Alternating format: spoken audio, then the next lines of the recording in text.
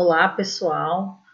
O texto de hoje é a continuação daquele livro que nós havíamos começado há algum tempo, A Violência Urbana e a Exclusão dos Jovens, é o capítulo 8 do livro As Artimanhas da Exclusão, da Bader Savaia. Esse capítulo, gente, ele vai falar basicamente de como acontece essa exclusão com as crianças e os jovens, tá?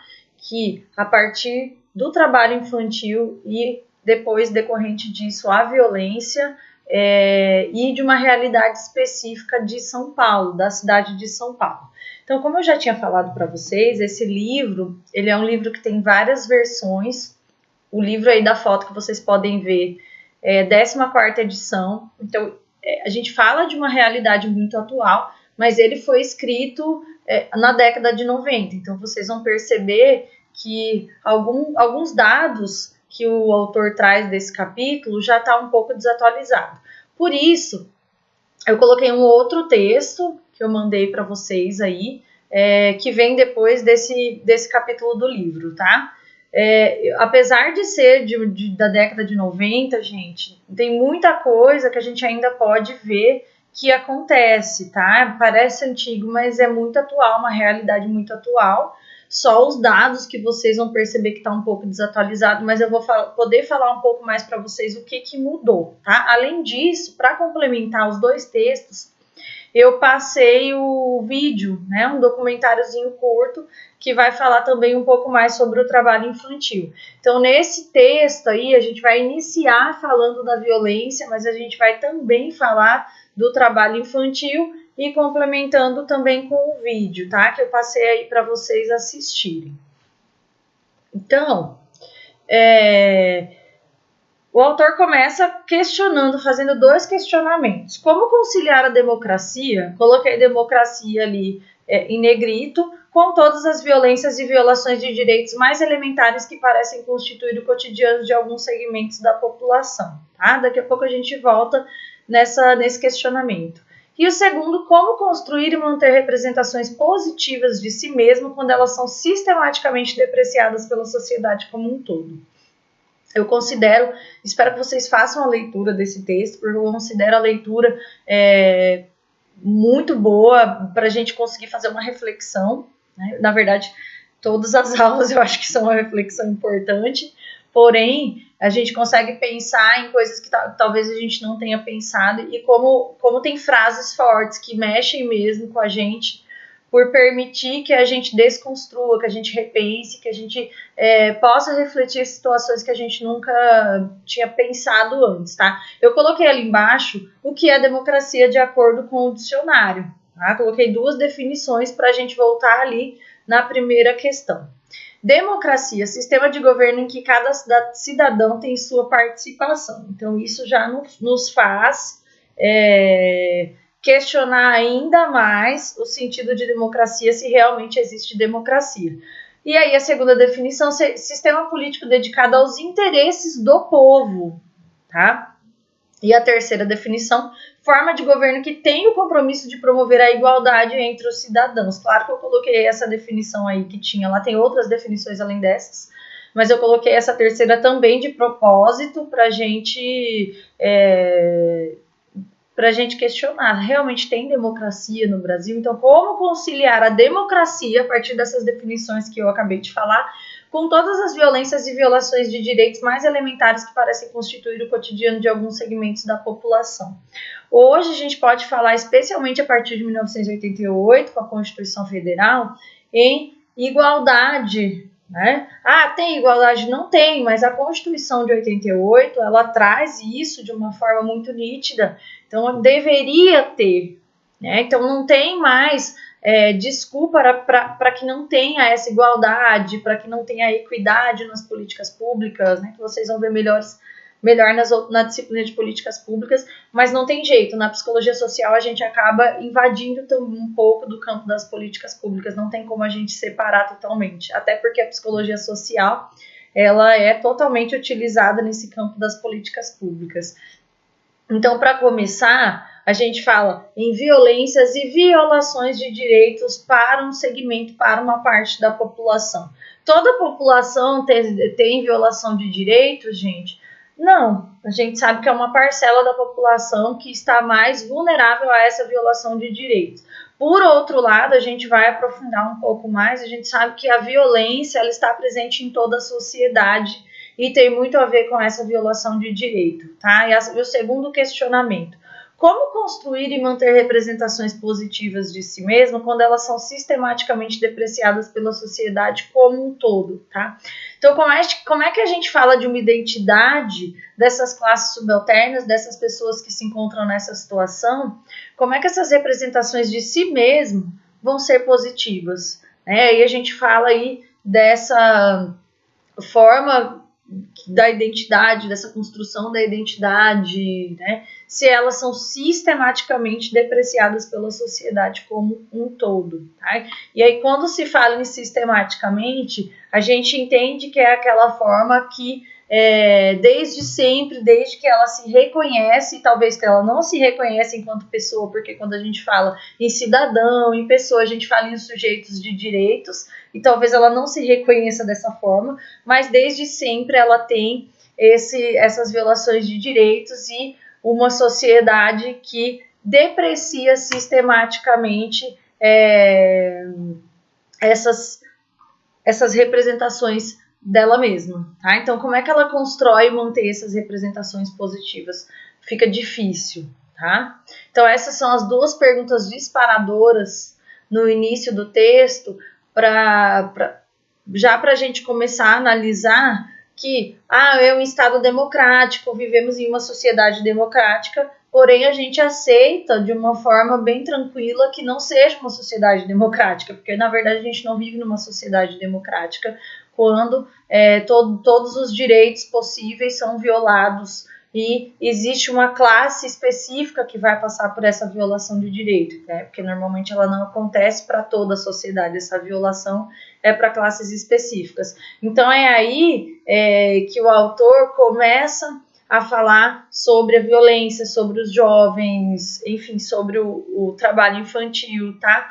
Então, como é que uma criança desde cedo ela aprende que trabalhar é o correto, ou seja, hoje mais do que nunca a gente sabe que uma criança trabalhando é uma violação de direito, mas ela aprende que aquilo ali é uma forma dela garantir o próprio sustento de repente. Como é que a gente fala que é uma sociedade democrática? Tá? Os filhos da classe média alta, os filhos das pessoas da elite, eles trabalham? Então, eu já queria aqui começar na provocação de que a gente escuta muito discurso, né, de que a criança trabalhar não faz mal para ninguém, né, e pelo contrário, por que os filhos das pessoas de classe média alta, os filhos das pessoas da elite não trabalham, então, se é bom, né? Tá, é só uma provocação porque a gente vai falar mais um pouquinho sobre isso à frente. E aí, são 3 pontos em destaque ainda numa introdução, tá? Que primeiro é a vida urbana. O trabalho infantil, no passado principalmente, ele existia muito no campo, né? No meio rural, e acontecia de uma forma que caminhava junto com a pobreza no campo e o trabalho infantil, as duas situações naturalizadas, tá? Então, a ausência do Estado, ou seja, essas crianças normalmente não iam para a escola, pouco estudo e elas cresciam assim, né? Mas o trabalho infantil, ele começa recentemente. Não, o trabalho infantil, ele sempre existiu, se a gente falar do Brasil, no período da escravidão, ele já existia de uma forma bem acentuada, as crianças trabalhavam e muito, tá? Porém, a gente fala de uma outra situação com o desenvolvimento econômico do Brasil, com o capitalismo a todo vapor, com a industrialização, que as crianças elas começam aí a ter uma outra forma de trabalho na vida urbana, tá? Mas e aí, qual é a diferença? Como é que a gente fala da vida urbana, desse trabalho no campo? Qual é essa real diferença, né? Na vida urbana, gente, essas crianças elas vão conviver e caminhar com as várias situações que talvez lá no campo ela não tivesse convívio. Que situações são essas? por exemplo, de conviver com as várias realidades. Então, no campo, isso era menos permitido de acordo com a realidade. A vida urbana vai proporcionar que essas crianças convivam muito mais, não só com a pobreza, mas também com a riqueza. Tá? E aí ela vai falar dessa violência em São Paulo, que são crianças que já convivem desde cedo nessa situação de pobreza e de riqueza, ou seja, conhecendo toda uma realidade, tá? Conhecendo uma realidade capitalista que chega para todo mundo, que chega para toda a população, que não chega só para a elite, não chega para as pessoas, somente para as pessoas de classe média, ela vai chegar para todo mundo de formas diferentes formas diferentes, inclusive de vivenciar essas situações, mas ela chega para todo mundo. E a própria violência chega para todo mundo, né? Todo mundo sabe que a violência em São Paulo existe, mesmo quem nunca passou por situação real de violência, o que é difícil, mas mesmo quem nunca passou por uma situação real de violência, essa violência chega para toda a população, inclusive já avançando ali um pouco pela mídia, tá? Porque a mídia vai fazer questão de passar isso. Então, como é que a mídia passa essa informação? A gente sempre escuta atualmente mais na televisão, né, apesar das redes sociais estarem aí também, mas a gente ainda vê muito e escuta muito na televisão que as grandes cidades são as cidades mais atingidas pela violência, né, como São Paulo e Rio de Janeiro. Então, não que elas não sejam atingidas pela violência, mas a forma como isso é passado pela mídia, como essa violência é passada nas cidades de São Paulo e Rio de Janeiro, faz com que a gente crie também uma ideia do que seja São Paulo e Rio de Janeiro, inclusive uma ideia distorcida do que realmente é, né? E aí a violência em São Paulo e a impunidade é que no mundo que é São Paulo, falando aí da cidade de São Paulo capital, a impunidade também se faz presente, né? Porque e aí o texto vai trazer inclusive essa ideia aí de multidão, de povo, né? Como é que essas pessoas elas ganham a liberdade numa cidade como São Paulo e ganham a liberdade inclusive de serem anônimas, de não serem reconhecidas. E aí a facilidade que existe para impunidade numa cidade como São Paulo, tá? Porém, a grande crítica do texto é para quem é essa impunidade, né? E quem sofre com essa violência? E aí nós temos os dois lados, tá? Porque o que a mídia nos passa, essa manutenção ali, já indo para o terceiro tópico aqui, o que a mídia nos passa, essa manutenção dos estereótipos e preconceitos. Então, essa relação muito direta de pobreza com periculosidade, com violência, tá? Então, é muito natural para a gente, tá? E é natural, mesmo que a gente esteja em processo de desconstrução, é muito natural a gente relacionar a pobreza com a periculosidade, com a violência. Ou seja, acho que até a gente já falou isso em algum outro texto, toda pessoa pobre, ela é perigosa e violenta, tá? E aí eu não coloquei os números nos slides, justamente para vocês acessarem o texto em relação a quantos jovens pobres morrem na cidade de São Paulo, né? O texto traz esse dado, que é um número absurdo. E esses números estão diretamente relacionados com jovens, principalmente jovens que são pobres e que não têm relação nenhuma com a ilegalidade, tá? O que eu não acho que justifique, porque toda vez a gente tem que ver, né? A gente vê as pessoas falando dessas mortes e sempre justificando que não tem relação com ilegalidade, e o texto traz essa fala, de que não são jovens, por exemplo, que vivem em situação de rua, não são meninos de rua. E a gente precisa parar de sustentar essa ideia de que estaria justificado se estivesse nessa condição, né? Não estaria justificado. Ninguém merece sofrer por uma violência, morrer por uma violência a troco de nada, nem as pessoas que estão na ilegalidade, tá?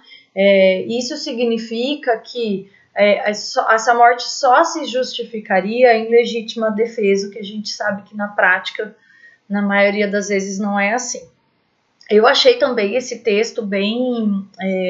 veio a calhar com a situação que a gente passa no momento, porque não sei se vocês têm acompanhado nos jornais, né, nessa mídia que nos manipula, o quanto tem aumentado a violência no país de uns tempos para cá, nesse período que a gente está vivendo de pandemia. A violência aumentou muito, tá? E o quanto também tem aumentado a indignação, os protestos, né? O quanto as pessoas agora vêm falando mais sobre isso, se posicionando mais, né? A gente tem até um movimento diferente atualmente, tá?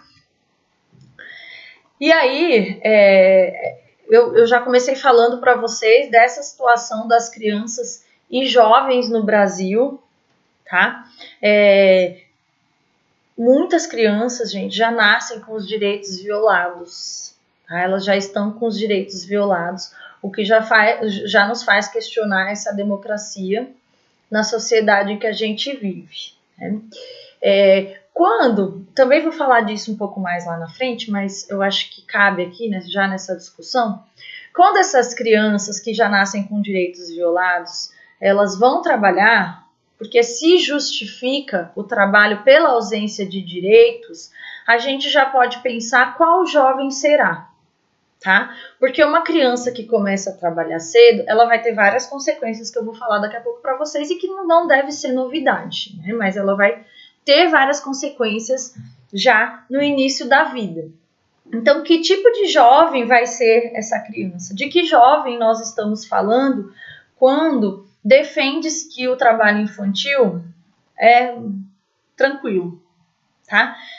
Como eu sempre digo, é tranquilo para quem esse trabalho infantil? Tá? Sempre se façam essa pergunta, para quem que é tranquilo esse trabalho infantil? Parem para analisar, né, como é que é defendido esse trabalho infantil. E aí, logo, o jovem, né, que está mais vulnerável, depois das crianças, o jovem está mais vulnerável, porque ele vai pedir por novas experiências, por novas situações, e até mesmo por uma acolhida, tá? Isso eu digo de uma maneira geral, e ele está totalmente desamparado, porque ele já é uma criança, já foi uma criança com direitos violados, e quando ele chega lá um pouco mais de idade, na adolescência, na juventude, ele está desamparado, sem os direitos que não foram garantidos e cada vez mais, tá? Então é uma realidade presente no Brasil. E quando as pessoas elas defendem esse trabalho infantil, elas desresponsabilizam todo mundo que tem responsabilidade sobre essa situação, tá? Ou seja, família, Estado, sociedade, tá? Todos nós estamos comprometidos em acabar com esse trabalho infantil, tá? E aí, hoje esse trabalho infantil aparece de uma outra forma, que eu vou falar mais à frente para vocês, tá? Mas esse trabalho não deixa de existir. Vocês vão perceber que lá até a década de 90, até o início da década de 90, era muito mais presente e de uma forma diferente. Quando as leis elas ficaram mais firmes, tá? Essa situação ela se altera, mas ela se altera inclusive para que essas crianças continuem trabalhando, mas de outras formas que elas consigam burlar essa lei, tá? Então, são crianças já com direitos violados. O que esperar de crianças que já estão com direitos violados, gente? O que esperar do futuro dessas crianças que estão com direitos violados, tá? Existe aí uma situação muito, muito hipócrita, na minha opinião, de que é bom a criança trabalhar, né? Que ela vai criar responsabilidade, tá? Essa defesa de que não faz mal para ninguém, mas o meu filho não trabalha. Mas se fosse bom, meu filho estava trabalhando, né, gente? Estava, inclusive, sustentando a casa, tá? Então, essas crianças elas só trabalham por uma situação de necessidade, porque não estão com direitos garantidos. E aí o olhar não é simplesmente para a criança, o olhar é para a família e para a sociedade, tá? Porque se aquela criança está com direito violado, provavelmente há uma família ali, há um contexto em que ela está inserida com uma família em situação de vulnerabilidade social ou mais, né, com direitos já violados. Então o olhar é muito mais amplo. E aquela criança ela acaba sendo responsabilizada por uma situação que deveria ser de responsabilidade, como eu falei para vocês, do Estado, da família e da sociedade. Então, para isso, a gente precisa de um esforço conjunto. Esse discurso que eu estou aqui trazendo para vocês é um discurso muito atual, é um discurso muito recente. E vocês devem ter visto, a gente teve até aí recentemente uma discussão, né, que saiu aí na mídia, a fala do presidente defendendo o trabalho infantil, mas é sim uma discussão recente, tá? Se a gente for conversar com pessoas mais velhas, muitas pessoas mais velhas defendem o trabalho infantil, tá? Por outro lado, a gente também tem muitas pessoas mais velhas que falam, eu não gostaria que os meus netos, que os meus filhos tivessem essa falta de oportunidade, essa situação que eu tive que passar, tá? Então, são dois lados aí que a gente precisa discutir e compreender, porque a gente vai se deparar muito com isso, a gente vai se deparar com muitas pessoas que defendem ainda hoje o trabalho infantil. Porque não é uma discussão, se a gente for pensar, tão antiga assim, e até porque o trabalho infantil existe ainda no Brasil e muito, tá? Então, existem famílias que vivem desse trabalho de crianças e adolescentes, né? Imaginem a responsabilidade de uma criança, de um adolescente que tem que levar o dinheiro para casa, né? E ainda existem pessoas que defendem que o trabalho infantil não atrapalha na vida da criança, tá? É uma das causas importantíssimas do fracasso escolar, tá? Mas é possível a criança ir para a escola e trabalhar. Gente, como adultos é difícil, né? A gente trabalhar e estudar. Imagine para uma criança ter que trabalhar e estudar. Então, é uma das causas do fracasso escolar. E é uma das causas também da evasão escolar, tá? Daquela criança desistir ou dela chegar ali na fase já da adolescência e desistir. Até porque é muito mais interessante para ela ganhar um dinheiro do que ir lá estudar e estudar numa escola, na maioria das vezes, que ela não se identifica em nada com situação nenhuma, tá? E aí a realidade urbana proporciona ainda mais essa situação, né? Como eu falei para vocês, são crianças que vão, crianças e a sociedade como um todo, que vão ter contato com toda a realidade, tá? Lidando de uma forma diferente com isso, mas vão ter contato com tudo. É interessante a gente abordar isso, porque o capitalismo, gente, o capitalismo no sentido do consumo mesmo, ele chega para todo mundo, né? Então essa ideia de que as pessoas mais pobres elas não vão consumir, elas vão consumir o alimento, não é real, tá? O alimento é uma necessidade básica, como eu sempre digo, a alimentação é uma necessidade básica. O capitalismo ele chega justamente para impor a ideia. E é para impor a ideia para todo mundo. Há quem viva com menos, mas todo mundo está sujeitado ao capitalismo, tá? Então, essa ideia do consumo, esse desejo do consumo, ele chega para todo mundo. Aí eu sempre utilizo esse exemplo porque às vezes a gente precisa sair um pouco, né, dessa realidade que a gente vive para conseguir compreender a realidade de outras pessoas, principalmente no momento que a gente está vivendo. Então, todo começo de ano, a criançada quer uma mochila nova, tá?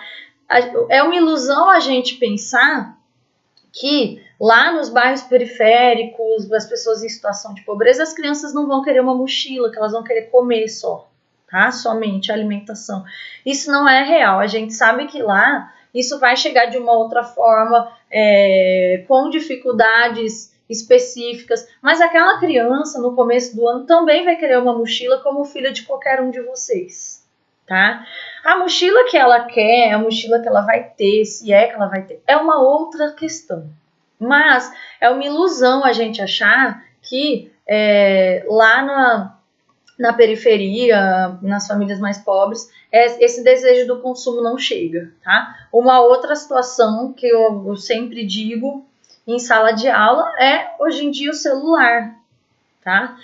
É uma ilusão a gente achar que as pessoas mais pobres não vão ter acesso ao celular. Ainda não dá para afirmar que todas as pessoas no Brasil têm acesso ao celular. Porém, de alguma forma, essas pessoas vão desejar e elas vão tentar obter aquilo, porque o capitalismo chega para todo mundo, tá? Inclusive, gente, quando não há o acesso de jeito nenhum a esse produto, as pessoas vão arrumar alternativas para isso, tá?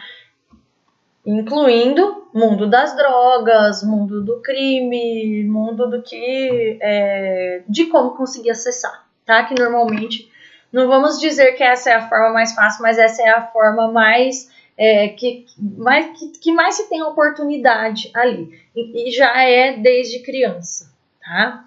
Então a gente precisa entender que muitas vezes essas crianças, elas trabalham, elas vão para esse mundo das drogas muito cedo, elas deixam a escola, né, atualmente menos, mas ainda deixam a escola, porque elas são seduzidas por esse mundo, tá? E um mundo fácil de ser seduzido, né? É um mundo capitalista, é um mundo do consumo, é um mundo de um desejo pelo ter, pela própria representação, como eu falei para vocês ali, essa representação positiva sobre a pessoa, tudo isso perpassa, né, por essas questões. Então elas são seduzidas por esse mundo de forma que ele é muito mais sedutor do que uma escola, por exemplo, que não oferece nada, né, na visão dessas crianças. Ainda mais quando essas crianças elas precisam levar dinheiro para casa, sustentar, a família depende do sustento, né, desse dinheiro para o sustento. Então, são várias situações aí que acabam colaborando para que essa realidade seja mantida. Hoje, as coisas mudaram um pouco por conta das políticas públicas, que eu vou detalhar um pouco mais à frente para vocês, que não faz parte desse primeiro texto, que faz parte do outro texto que eu passei para vocês, do artigo, tá? E aí a mídia, gente, que é a mídia, né? Que também é algo que hoje se discute muito mais. A minha análise é que no passado as pessoas elas ainda conseguiam se deixar manipular mais pela mídia. A mídia ainda tem esse papel importantíssimo de manipulação, né? Mas acredito que hoje isso também esteja sendo mais discutido, essa manipulação que a mídia faz com as notícias, né? Principalmente a televisão. E quem é esse receptor? É interessante que no texto o autor traz que esse receptor não é alguém, é ninguém, tá? Então é um homem da massa, incógnito, sem face. É como se a mídia fosse moldar essa pessoa que está ali do outro lado.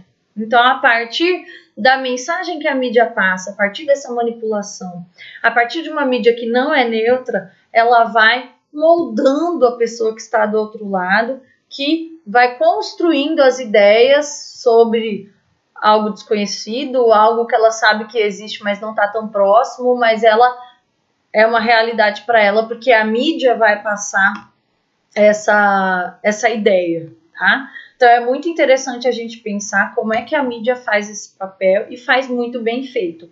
A gente tem passado por situações no Brasil de alguns anos para cá que deixam isso cada vez mais nítido, tá? Que a mídia tem exercido esse papel e o discurso da população é um discurso muito midiático, né? Um discurso muito da mídia. E é isso mesmo que a mídia quer, tá? No texto, o que eles querem falar sobre a mídia é justamente como a mídia passa as informações, as notícias sobre essas crianças e jovens pobres no Brasil, né? Porque a gente vê muitas vezes essas crianças e jovens morrendo pela violência, tá? Mas elas, ao invés de serem vítimas, elas não são colocadas como vítimas nessa notícia. Elas são sempre culpadas pela situação, tá? E reparem como a gente olha essas notícias e a gente realmente acredita de que há algo errado com essas crianças e jovens. Há sempre algo errado com essas crianças e jovens, tá? Então, são pessoas que já nascem dentro dessa situação. Então, eu falei para vocês da convivência entre pobreza e riqueza nas grandes cidades, dei até os exemplos, né? Por mais que se queira camuflar, eles usam até um termo no livro que é uma contaminação, entre aspas, dessa pobreza nas grandes cidades. Se a gente pega São Paulo, que tem bairros nobres misturado com favelas, né? E eles usam bem essa palavra de contaminação, entre aspas, porque é assim que a elite se sente, contaminada por essa pobreza, né? E aí, o que a elite faz nessa situação, gente? A elite, ela se defende, é como se ela se colocasse numa redoma, se fosse possível, até faria isso, literalmente. Que é, compra carro blindado, né? Mora em condomínios fechado, para que a criança não tenha acesso a esse outro mundo, né? Apesar de ter acesso de uma outra forma, a elite tenta se colocar nessa redoma para que não tenha acesso a essa contaminação da pobreza nas grandes cidades. Mas a pobreza está ali, e a pobreza só aumenta, a violência só aumenta, porque a gente tem aí no Brasil uma desigualdade social que agora tende a aumentar novamente, né? Não é que estava bom, mas novamente vai ter um aumento significativo, tá? Então, todos os lugares da cidade podem ser frequentados, porém de modos diferentes. E aí é interessante como todos os lugares são frequentados por todo mundo. Mas como é que é esse modo diferente, gente? Algumas crianças vão até os locais para cuidar dos carros, tá? Para pedir alguma coisa na rua ou para vender algo no sinal, tá? Algumas crianças vão para fazer isso, enquanto outras crianças, outras famílias vão para diversão, vão para ostentar, vão para mostrar o luxo, né? Então, nas grandes cidades, essas duas realidades elas ficam à mostra, né? Por mais que se tente mascarar uma situação, elas estão lá, tá? Pobreza e riqueza caminhando ali muito juntas, apesar dessa tentativa de negação, apesar dessa tentativa de não ser contaminado, como eles bem colocam no texto.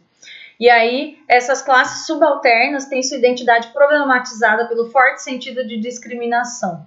Coloquei essa frase de propósito, para a gente perceber o quanto é forte isso.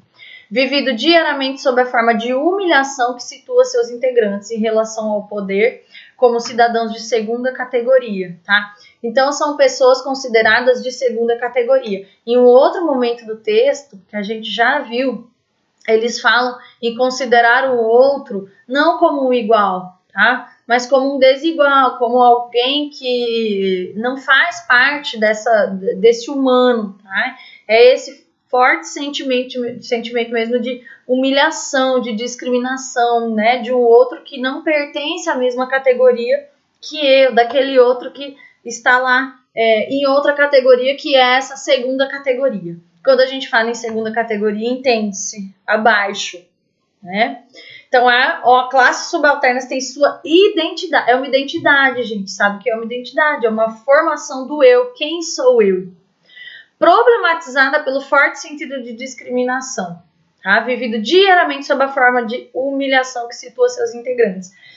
É muito importante a gente pensar sobre isso, porque quando a gente for trabalhar com políticas públicas, quando vocês estiverem lá, e muitos vão trabalhar com as políticas públicas,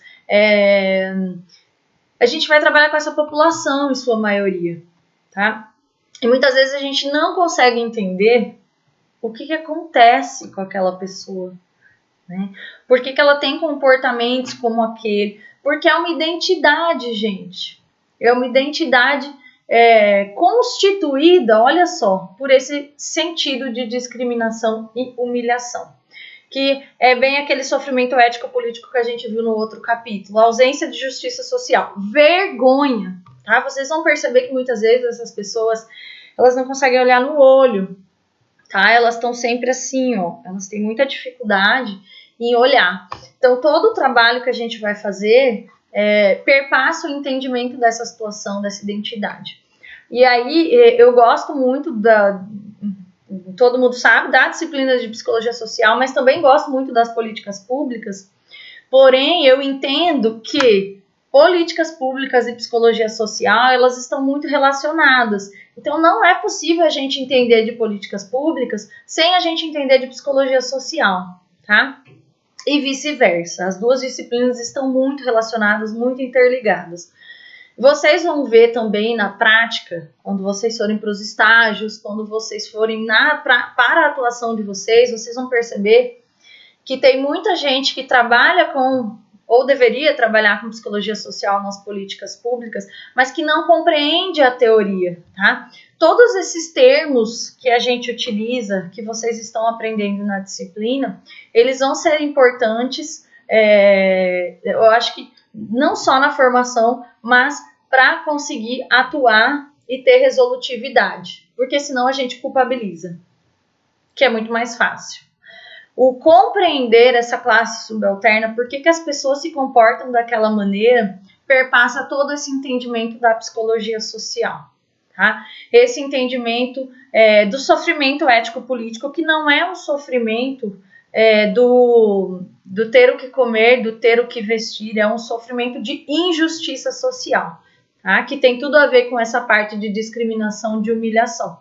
Então, gente, não é uma situação de que é algo que aconteceu hoje. Não. Olha, é vivido diariamente. Tá? É uma formação da identidade a partir disso. Que eu acredito que ninguém aqui saiba o que realmente é isso. Tá? Por isso que o ter empatia numa situação dessa é muito difícil, porque a sociedade coloca como vitimismo, como mimimi, como falta de vontade, porque é uma forma de culpabilizar o outro, tá? Inclusive no discurso de que o trabalho infantil é legal. É legal, mas o meu não trabalha. Tá? Então, que empatia é essa que a gente está falando, tá? O trabalho infantil não mata ninguém, mas dificilmente você vê alguém desejando isso para o seu filho. Alguém que saiu dessa condição e deseja isso para o filho, né? Salvo algumas exceções. Então, eu considero a disciplina de psicologia social muito relacionada nesse sentido. Na disciplina de políticas públicas, vocês vão perceber que tem muito, é bem técnico, no sentido de que existem as cartilhas estruturando os serviços, estruturando a forma de trabalho. Porém, por que a psicologia ela está presente no campo das políticas públicas, gente? Né? Foi tão difícil para os psicólogos e psicólogas entenderem por que a psicologia está presente no campo das políticas públicas, porque justamente para entender essa subjetividade, essa identidade que é construída com esse sofrimento ético-político, tá? Então, essa disciplina vai dar base para que vocês compreendam as políticas públicas. Por isso que a psicologia está lá. Inclusive, hoje a psicologia está com o papel de ajudar na formulação de políticas públicas. Senão, a gente não estaria. Não estaríamos de fora dessa realidade. Então, a impotência diante de acontecimentos que ultrapassam a nossa compreensão e o desconhecimento sobre a cidade e seus habitantes engendra percepções que podem estar na origem das imagens carregadas de preconceitos fixados pelas mensagens permanentes e estereotipadas da associação da pobreza com a violência, divulgadas pela imprensa, rádio e televisão, e que a gente vivencia também no cotidiano, no nosso dia a dia.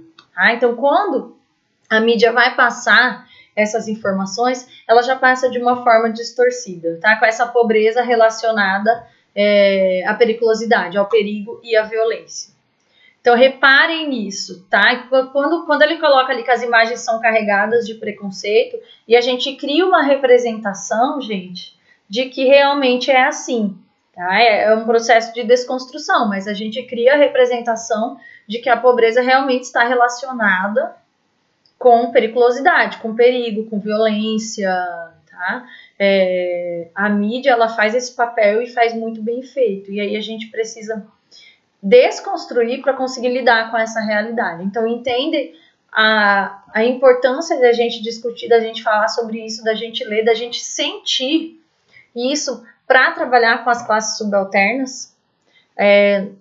E a psicologia passou durante muito tempo despreparada para lidar com essas questões, até porque ela não, eu imagino que a psicologia não aceitava ter que trabalhar com essas classes subalternas. A psicologia tinha dificuldade para aceitar esse trabalho, porque a psicologia era clínica, a psicologia era elitizada, né? O imaginário social acompanhava isso. A psicóloga é clínico e vocês devem passar por isso e a gente passa diariamente por isso, né? A psicologia é clínica, tá? E aí, os objetos de desejo do capitalismo chegam para todas as classes sociais, como eu falei para vocês. E aí as pessoas vão arrumar alternativas para chegar nesses objetos de desejo, tá, gente? Mas ele é conhecido de formas diferentes, mas ele é conhecido e ele é acessado pelas pessoas. E para as classes dominantes é difícil reconhecer um igual nos personagens da pobreza, tá, gente? Tanto é que nós temos dificuldade, inclusive, na sociedade, de aceitar as políticas públicas que a gente tem que beneficiam essas pessoas mais pobres, inclusive as de transferência de renda, como o programa Bolsa Família. As pessoas têm dificuldade em aceitar o Bolsa Família, tá? Porém, no Natal, todo mundo quer doar uma cesta básica e tirar uma foto, tá? Agora, na pandemia, a gente tem visto essa realidade também, né? E vocês vão perceber, não é que eu sou contra no geral, mas eu acho que esse momento de pandemia tá bem complicado, então acho até que é preciso repensar, mas de uma maneira geral a gente precisa falar em direitos, em garantia de direitos. O que nós temos hoje ou deveríamos ter como direito em momento de pandemia? O auxílio emergencial. Saiu para todas as pessoas que realmente necessitam dele? Não. Então a gente não tem garantia de direitos, tá? Por isso tem que doar uma cesta básica. Ok, mas a cesta básica não é direito. A cesta básica continua sendo assistencialismo. O direito seria o auxílio emergencial, que é pouco, tá? Por isso a gente fala em garantias de direito. Mas o brasileiro, via de regra, gosta de caridade, não gosta de garantia de direitos. Porque a garantia de direitos gera autonomia, né, gera enfrentamento. As pessoas param de baixar a cabeça quando elas ganham autonomia. Então, para o brasileiro, é difícil aceitar essa garantia de direitos, tá? E aí, os jovens como vítimas predestinadas, tá? O que são vítimas predestinadas? Eles já sabem como vai ser o futuro, tá? As mães e os pais muitas vezes já sabem como vai ser esse futuro. E eles têm maior inquietação e demanda por experiências novas e diferentes, então eles são os mais atingidos por essa violência, tá? Eles talvez fiquem mais tempo até nas ruas, porque são jovens e demandam por essas novas experiências. E aí a oferta também do mundo das drogas, antigamente a gente podia falar que nas grandes cidades existia mais, o mundo das drogas era mais acessível, talvez hoje a gente não possa mais falar isso, inclusive na zona rural chegou, tá? Mas os jovens, eles são os maiores vítimas de toda essa violência. Então, assassinatos de jovens já não causam mais impacto sobre a opinião pública. Olha só que interessante. E não é verdade? Tá? A gente muitas vezes não vê o impacto disso. As pessoas não se comovem com isso, né? Apesar da gente estar vivendo um momento de inquietação, um momento de questionamento, mas as pessoas, no geral, quando elas veem isso na mídia, elas não se comovem, tá? Tem até uma frase que o autor utiliza no texto que ele fala... no senso comum, as pessoas dizem que bom, é um menor infrator a menos, tá? Não existe isso, gente, não existe um a menos. Existem vidas, existem filhos, existem crianças, existem jovens, né? Ali é um filho de alguém, ali faz parte da família de alguém. Se a gente não compreender isso como uma questão social e culpabilizar, por que uma criança ou um jovem ou um adolescente vai para o mundo do tráfico? Porque ele é sedutor. Então, uma família que depende do dinheiro desse jovem, desse adolescente, para sobreviver, como é que a gente vai culpabilizar? É um mundo super sedutor, onde ele vai conseguir suprir as necessidades da família e suprir as necessidades dele, tá? Se ele não tem outra alternativa, qual vai ser a principal alternativa? E a alternativa mais acessível vai ser essa. Lembrando que se a gente não tem garantia de direitos, ou seja, se a gente não tem escolas que consigam fazer essa fixação da criança, porque se a gente for pensar, na própria zona rural, até pouco tempo atrás, o acesso já existia, mas a escola, eles nunca se preocuparam em garantir que essas crianças realmente ficassem nas escolas, na verdade em todos os lugares, tá? Mas na zona rural talvez isso acontecesse mais. Nunca se preocuparam. Então não existe uma garantia de direitos. Tem como a gente dizer que o Estado se preocupa com essas crianças? Às vezes passa a impressão de que o Estado quer mesmo que essas crianças vão trabalhar, tá? Porque é uma forma de gerar ali uma exploração do trabalho e ter lucro a partir do capital, que é o sistema que a gente vive, né?